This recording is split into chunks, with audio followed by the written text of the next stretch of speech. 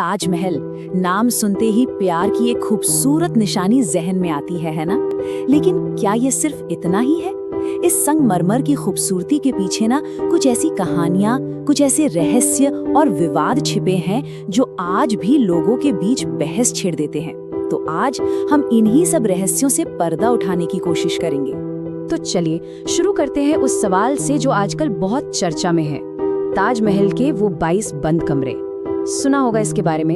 एक बड़ी पहेली बन गई है ये बात कि आखिर इन दरवाजों के पीछे ऐसा क्या है जो इन्हें बंद रखा गया है।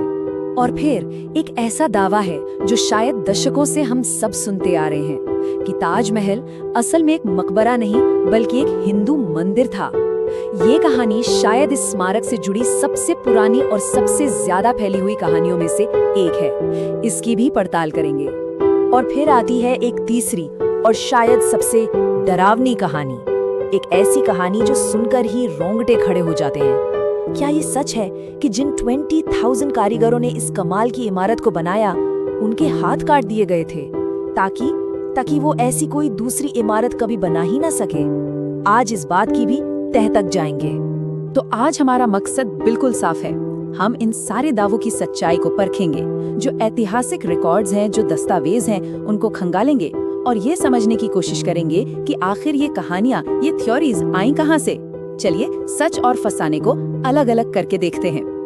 अब देखिए, इन रहस्यों को सुलझाने से पहले ये जानना जरूरी है कि वो कहानी क्या है जिसे ज्यादातर इतिहासकार सच मानते हैं, यानी कि सम्राट शाहजहां और उनकी बेगम मुमताज महल की मशहूर प्रेम कहानी, क्योंकि यही वो ऑफिशियल कहानी है जिसके इर्द गिर्द ये सारे दावे और विवाद घूमते हैं। तो देखिए, शाहजहां का असली नाम था खुर्रम और मुमताज महल का अर्जुमंद बानो बेगम। हाँ, शाहजहां की और भी पत्नियां थीं जो उस जमाने में राजनीतिक वजहों से होती थी, लेकिन जो दरबारी रिकॉर्ड्स हैं वो बताते हैं कि शाहजहां का सबसे ज्यादा लगाव, सबसे ज्यादा प्यार मुमताज से ही था। वो सिर्फ उनकी बेगम नहीं बल्कि उनकी सबसे करीबी सलाहकार और सबसे भरोसेमंद साथी भी थी। फिर 1631 में अपने 14वें बच्चे को जन्म देते वक्त मुमताज महल की मौत हो गई। इतिहास कहता है कि शाहजहां इस गम से बिल्कुल टूट गए थे। करीब 1 साल तक वो शोक में डूबे रहे और इसी गहरे दुख और प्यार ने उन्हें एक ऐसा मकबरा बनाने के लिए मजबूर किया जैसा दुनिया ने पहले कभी नहीं देखा था। और ये कोई छोटा मोटा प्रोजेक्ट नहीं था। जरा इस नंबर को देखिए, 22,000। ये अंदाजा है उन कारीगरों, मजदूरों और पत्थर तराशने वालों का जो लगभग 22 साल तक हर रोज इस पर काम करते रहे। आप सोच सकते हैं उस जमाने के हिसाब से ये कितना बड़ा काम रहा होगा। चलिए अब वापस आते हैं हमारे पहले रहस्य पर, वो 22 बंद दरवाजे। जैसा मैंने बताया, हाल ही में कोर्ट में एक पिटीशन फाइल हुई थी। मांग ये थी कि इन दरवाजों को खोला जाए।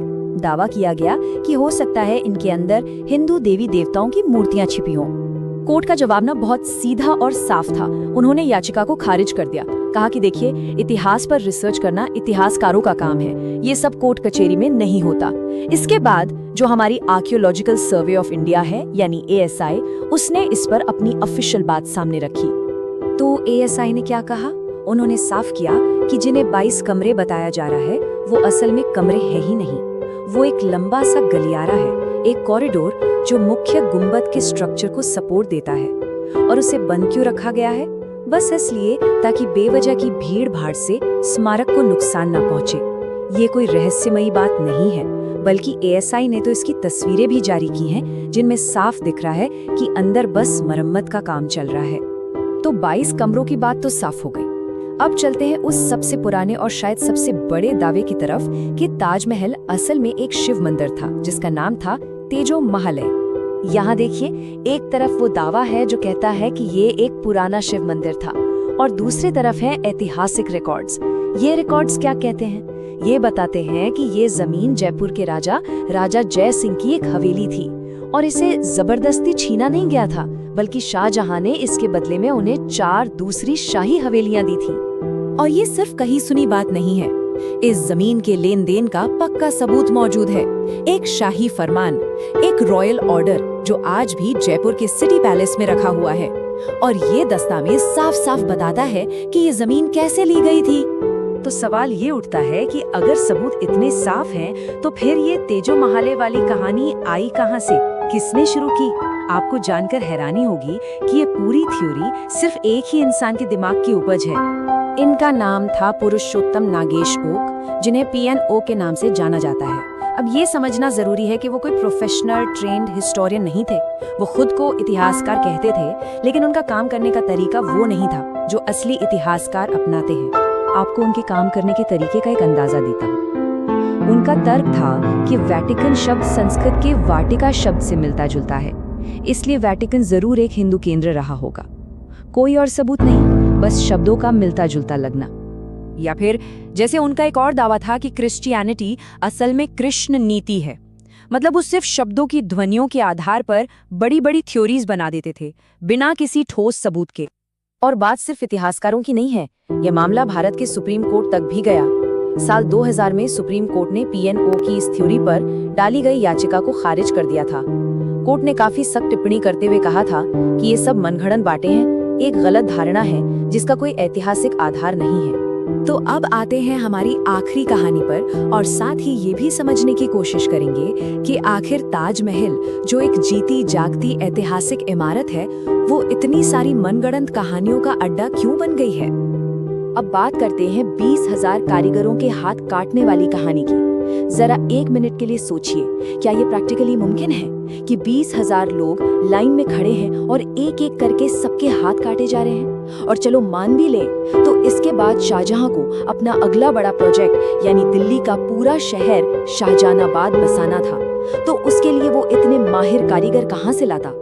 सच तो ये है कि इस भयानक कहानी का एक भी ऐतिहासिक या पुरातात्विक सबूत नहीं है, जीरो।